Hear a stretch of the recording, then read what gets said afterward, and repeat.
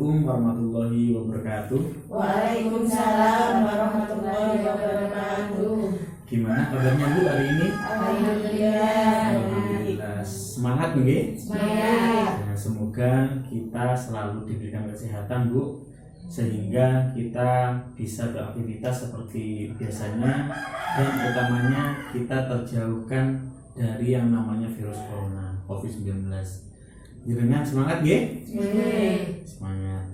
Nah, pada hari ini Bu, kita akan menuju pada modul 3, yakni modul kesehatan dan gizi. Untuk sesinya yakni kesakitan pada anak dan kesehatan lingkungan. Untuk langkah kita sudah beranjak pada langkah ke-6, yang tadi kita sudah bahas langkah pertama, kedua, ketiga, keempat, kelima, dan sekarang langkah terakhir yakni langkah penutupan. Buat lebih semangat lagi Bu, kita yel-yel nggih. Semangat pagi. Pagi luar biasa. Nah, terima kasih untuk mencegah terhambatnya pertumbuhan anak, kita harus menghindarkan anak dari sejumlah penyakit. Jadi untuk anak Bu, anak usia balita, bayi balita itu mudah terserang penyakit. Contoh apa? Diare. Itu biasanya kena diare. Terus cacingan, yang tadi kita sampaikan, cacingan, dan juga malaria. Kenapa ada penyakit ini Bu? Kenapa Bu? Mungkin dari pola hidup kita yang kurang bersih dan sehat. Karena kebiasaan buruk-buruk kita kadang membuang sampah tidak pada tempatnya. Nah, buat lebih jelasnya Bu, mari kita buka flipchart pada sesi ini. Pesan untuk menjaga kesehatan dengan perilaku hidup bersih dan sehat, atau yang biasanya disebut PHBS Bu, pola hidup bersih dan sehat, keluarga menjadi tidak mudah sakit dan anak tumbuh sehat dan cerdas. Jadi untuk perkembangan tumbuh kembang anak itu, ketika anak itu sehat, maka pertumbuhan tumbuh kembang anak itu menjadi lebih baik, dan anak nantinya bakal menjadi cerdas. Dan kalau sudah cerdas Bu, anak itu mempunyai masa depan yang gemilang. Cuci tangan dengan menggunakan air bersih yang mengalir dan sabun. Menjaga kualitas sumber air yang akan digunakan untuk minum. Buanglah sampah pada tempatnya. Biasakan buang air besar di jamban sehat. Buatlah jamban keluarga. Gunakan kartu Indonesia Sehat atau BPJS untuk mengakses layanan kesehatan. Pada flipchart tadi kita bahas lagi satu persatu nggih. Jadi untuk mereview yang tadi kita sudah sampaikan, biar jenengan lebih paham lagi Bu. Yang pertama, cuci tangan pakai sabun dengan air mengalir. Jadi dengan mencuci tangan dengan air mengalir, sehingga kotoran-kotoran atau penyakit yang ada di tangan kita itu bakal langsung hilang Bu, terbawa oleh air. Dari yang disampaikan tadi Bu, ada langkah-langkah cara mencuci tangan dengan sabun yang baik dan benar nggih. Nah, mungkin dari Ibu Tati bisa membacakan Bu, monggo kita persilakan. Pentingnya cuci tangan. 5 langkah cara cuci tangan pakai sabun yang baik dan benar. 1. Basahi tangan seluruhnya dengan air bersih dan mengalir. 2. Gosok sabun ke telapak, punggung, dan sela jari-jari. 3. Bersihkan bagian bawah kuku-kuku. 4. Bilas dengan air bersih mengalir. 5. Keringkan tangan dengan handuk, tisu, atau mengibas tangan hingga kering.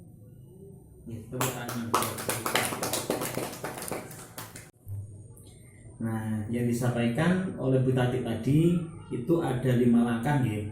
5 langkah bagaimana cara cuci tangan dengan sabun yang baik dan benar.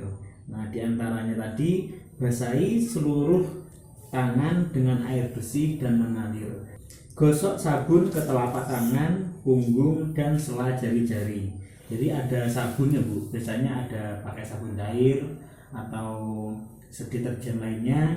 Itu kita bisa menggunakan sabun itu kita taruh di tangan kita, terus kita gosok-gosok semua di telapak tangan, terus sampai di punggung-punggung, sampai di sela jari-jari maupun di kuku-kuku juga, Bu. Nah, ketiga, bersihkan bagian bawah kuku-kuku. Nah, yang tadi sampaikan, di bawah kuku-kuku ini biasanya terdapat penyakit, Bu, virus. Jadi kotoran-kotoran itu kalau kita cuci tangan harus bersih. Terus bilas dengan air bersih mengalir. Jadi setelah tadi pakai sabun semua rata, kita bilas lagi, Bu. Kita bilas dengan air yang mengalir. Keringkan tangan dengan handuk atau tisu atau mengibaskan tangan hingga kering. Jadi untuk mengeringkan tangan, jikalau ada handuk, Bu, handuk pribadi, jangan handuk bersama. Kalau handuk bersama ibaratnya ya sama saja, di situ banyak kotoran. Kalau ada tisu kan satu kali pakai, setelah kita keringkan dengan tisu kita buang di tempat sampah. Atau jika tidak ada handuk atau tisu, ya langsung kita kibas-kibaskan aja tangan kita sampai tangan kita kering. Setelah kering berarti kita sudah melakukan 5 langkah tadi dengan benar. Nah, kapan waktu kita yang tepat untuk cuci tangan? Mungkin yang tadi sudah kita sampaikan, mungkin dari Bu Sri ya. Bu Sri bisa membacakan, Bu, jadi kapan waktu yang tepat kita cuci tangan? Monggo, Bu Sri. Cuci tangan dengan sabun menggunakan air bersih mengalir pada saat 1. Sebelum dan sesudah makan. 2. Sebelum mengolah dan menghidangkan makanan. 3. Sebelum menyusui. 4. Sebelum memberi makan bayi atau balita. 5. Sesudah buang air besar atau kecil dan menceboki bayi atau balita. 6.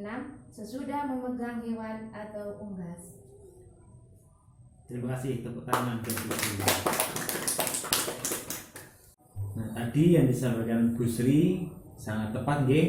Jadi sebelum dan sesudah makan itu, sebelum mengolah dan menghidangkan makanan, juga sebelum menyusui, Bu. Ibaratnya anak kita mau kita susui, kita cuci tangan terlebih dahulu. Setelah kita cuci tangan, kita keringkan, baru kita ambil anak kita, baru kita susui. Sebelum memberi makan bayi atau balita, ini juga penting, Bu. Sebelum memberikan makanan pada bayi atau anak kita, ya kita cuci tangan dahulu. Terus sesudah buang air besar atau kecil dan menceboki bayi dan balita. Ini yang jelas jenengan sudah tahu pasti. Setelah buang air besar jenengan cuci tangan, nggih? Nggih, Pak. Pakai sabun, Bu? Pakai Pakai sabun. sabun. Ya harus pakai sabun, nggih. Nggih. Jadi cuci tangan yang baik dan benar tadi itu harus menggunakan sabun, Bu. Kalau tidak pakai sabun, ya barangkali ada kotoran-kotoran yang masih tersisa pada tangan kita. Sesudah memegang hewan atau unggas. Nah, yang biasanya mungkin Bu Hikmat punya kucing, Bu. Punya. Kalau Bu Holis punya Kucing. kucing juga. Iya. Ya, jadi ketika setelah memegang kucing, Bu, jenengan lebih sering cuci tangan. Karena apa? Kita tidak tahu kuman-kuman atau kotoran yang ada di kucing peliharaan jenengan itu sudah bersih atau tidak. Dan juga, Bu, yang paling penting, cuci tangan itu pada saat ini, pada saat pandemi COVID-19 ini, ketika kita berada di tempat umum, kalau bisa kita jangan menyentuh barang-barang di tempat umum. Kalau ibaratnya dari tempat umum, jenengan segera cuci tangan. Apalagi jenengan sempat berjabat tangan dengan orang lain, jenengan sudah jaga jarak tapi jenengan masih berjabat tangan, sehingga untuk menghindari kita berjaga-jaga, Bu, biar kita semua sehat, ya. Yang penting kita pastikan kita semua sehat, terhindar dari pandemi ini. Caranya gimana? Kita sering cuci tangan. Poin-poin penting pada sesi ini juga yang kedua, pastikan sumber air bersih rumah tangga itu punya semua, nggih. Jadi semua menggunakan air bersih. Ketiga, buang sampah pada tempatnya. Jikalau kita pengen hidup sehat Bu, kita berupaya dari diri kita sendiri, dari rumah tangga kita sendiri, kita sediakan tempat sampah sehingga kita sudah terbiasa membuang sampah pada tempatnya. Terus, tidak buang air besar di ruang terbuka atau buat jamban sendiri. Kiranya kalau masih ada yang buang air besar itu di sungai, itu kurang baik Bu. Karena kenapa? Barangkali warga yang di bawah itu menggunakan air tersebut, sehingga kenapa? Air itu terkontaminasi dengan kotoran sehingga menjadi sarang penyakit. Kalau bisa ibaratnya BAB itu ya harus punya jamban sendiri. Poin penting selanjutnya yakni gunakan kartu KIS atau Kartu Indonesia Sehat atau BPJS untuk mengakses layanan kesehatan.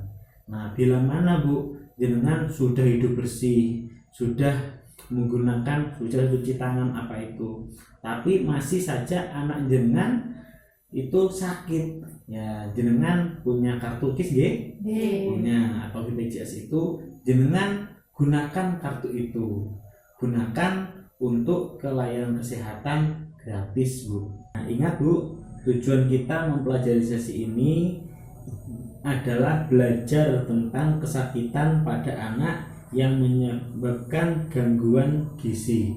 Belajar hidup bersih biar sehat. Jadi kalau hidup kita bersih, insya Allah kita sehat, keluarga sehat, lingkungan kita pun bakal menjadi sehat. Baiklah Bu, kalau tidak ada pertanyaan lagi, sebelum kita tutup, kita berdoa dulu nggih. Semoga pertemuan pada hari ini membawa manfaat bagi kita semua, menyadarkan kita supaya hidup bersih, buat keluarga kita supaya sehat. Mungkin hanya itu Bu dari kami. Kami ucapkan banyak-banyak terima kasih atas kehadirannya dari Bu Sri, Bu Hikmah, Bu Holis, juga Bu Tati yang sudah menyempatkan waktunya pada kegiatan pada hari ini.